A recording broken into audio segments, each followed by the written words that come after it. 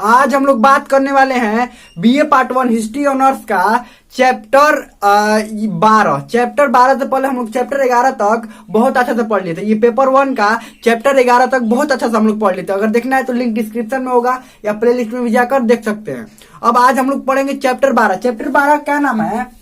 साम्राज्यवादी गुप्त वंश का इतिहास। ये गुप्त वंश का इतिहास पढ़ना जरूरी है क्योंकि इससे क्वेश्चन बहुत ज्यादा आता है। जैसे पूछ लिया जाता है बहुत सारे इसमें के राजा है, चंद्रगुप्त प्रथम के बारे में पूछ लिया जाता है, द्वितीय के बारे में पूछ लिया जाता है, समुद्रगुप्त के बारे में पूछ लिया जाता है, ये सब के बारे में पूछ लिया जाता है।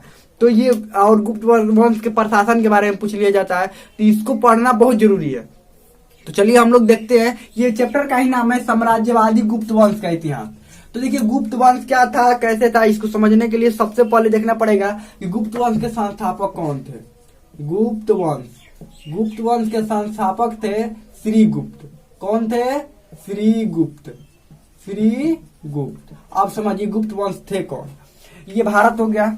ये भारत, देखिए भारत का मैप समझना हर चैप्टर में जरूरी है। देखिए ये भारत हो गया,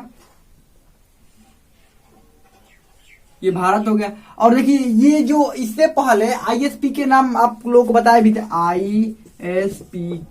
ये भारत पर आक्रमण करने वाले जो विदेशी थे, भारत पर आक्रमण कौन कौन? इंडो ग्रीक, शक, पौलव, कुषाण। तो कुषाण वंश जो था, कुषाण वंश धीरे धीरे अपना क्या हो रहा था, धीरे धीरे नष्ट हो रहा था। ये कनिष्क के बाद कुषाण वंश का उतना प्रतापी राजा नहीं मिल पाए, तो ये क्या हुआ, धीरे धीरे नष्ट होने लगा कुषाण वंश। जब नष्ट होने लगा तो इसके जो सामंत थे, कुषाण वंश के जो सामंत थे, सामंत मतलब समझ रहे हैं ना क्या?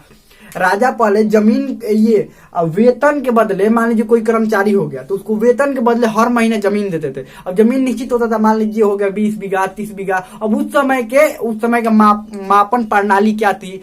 बीघा में लोग मापते थे, एकड़ में मापते थे, क्या करते थे ये तो अभी ज्यादा जानकारी नहीं मिल पाई है। लेकिन जमीन दिया जाता था हर महीने। क्या कर दिया जाता था? जमीन। जैसे हर महीने इस समय सैलरी दी जाती है ना कर्मचारियों को, ठीक वैसे ही वो अपने कर्मचारियों, जैसे सेनापति हो गया, मंत्री हो गया, सैनिक हो गया, ये सबको जमीन, क्योंकि राजा के पास जमीन बहुत ज्यादा था, जितना जीता वो सब जमीन उसी राजा का ही होगा। तो हर महीने जमीन का दान, मतलब दान नहीं जमीन देता था। उन लोगों को सैलरी के बदले क्या दिया जाता था, मतलब काम के बदले सैलरी नहीं जमीन दिया जाता था।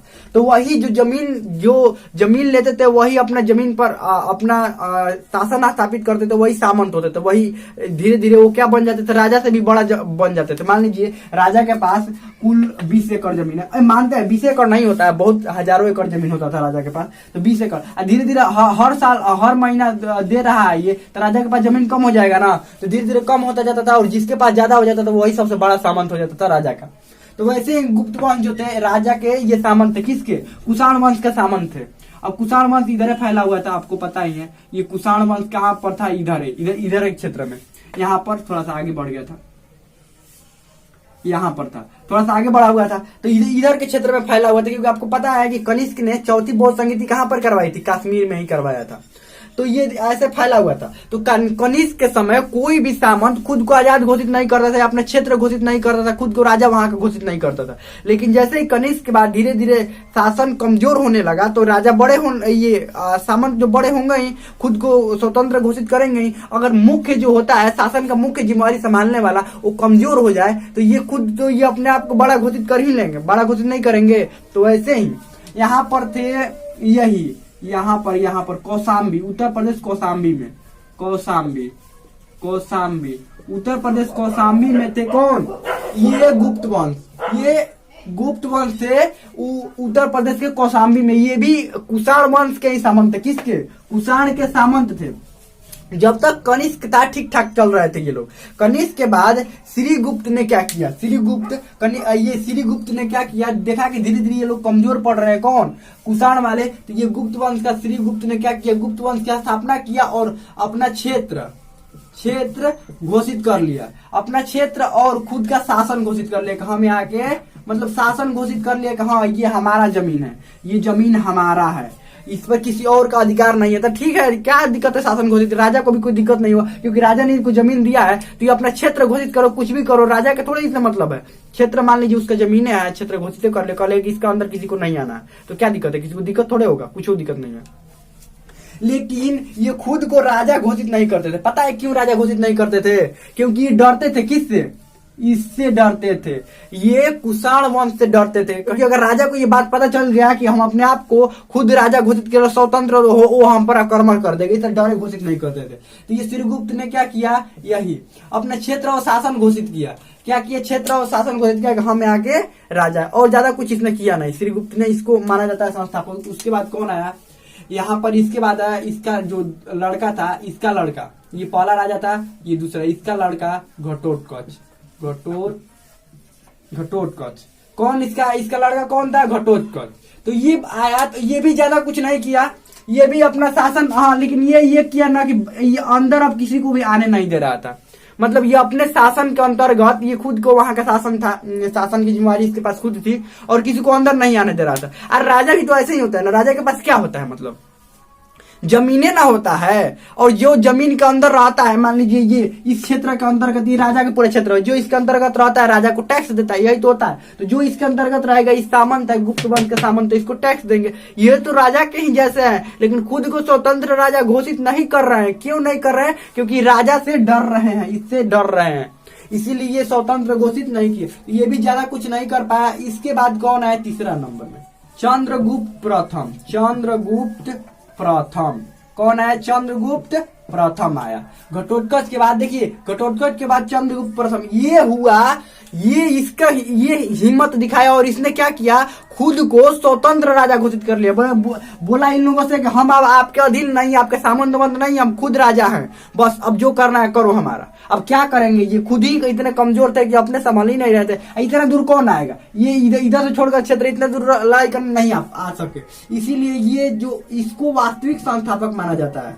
वास्तविक संस्थापक किसका माना जाता है, संस्थापक, ये गुप्त वंश का वास्तविक संस्थापक किसे माना जाता है, चंद्रगुप्त प्रथम को गुप्त वंश का वास्तविक संस्थापक माना जाता है। और उसके बाद इसका राज्याभिषेक 319 ईस्वी में हुआ। 319 ईस्वी में हुआ। उसी समय इसने क्या चलवाया, गुप्त संवत को चलवाया था, गुप्त संवत।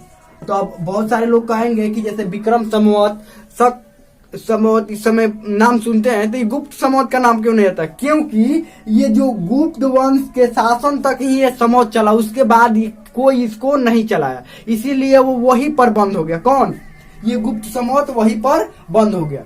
अब देखिए ये शक संवत कब चला था, शक संवत कब चला था, ये 78 ईस्वी में चला था। तो ये 241 ईस्वी बाद लगभग ये चला। कौन, ये वाला। उसके बाद साम्राज्य विस्तार किया, अपना क्या किया, साम्राज्य विस्तार किया। अब देखिए साम्राज्य विस्तार किधर किया, ये भारत का मैप हो गया। तो ये लोग यहाँ पर थे, धीरे धीरे ये आगे बढ़ने लगा।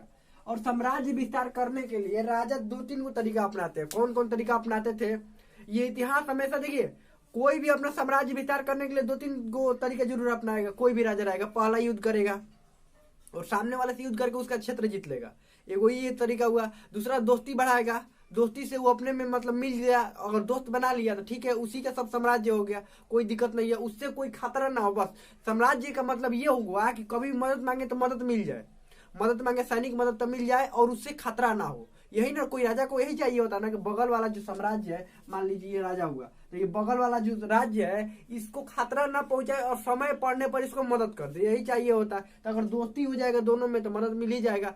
और तीसरा होता है वैवाहिक संबंध बनाकर। ये राज्य है, ये राज्य का कोई राजा है, यहाँ के राजकुमारी से शादी कर लिया, तो दोनों में वैवाहिक संबंध बन गया, यानी संबंध बन गया, तो ये तो आक्रमण कभी करेगा नहीं इस पर, और समय आने पर मदद भी करेगा।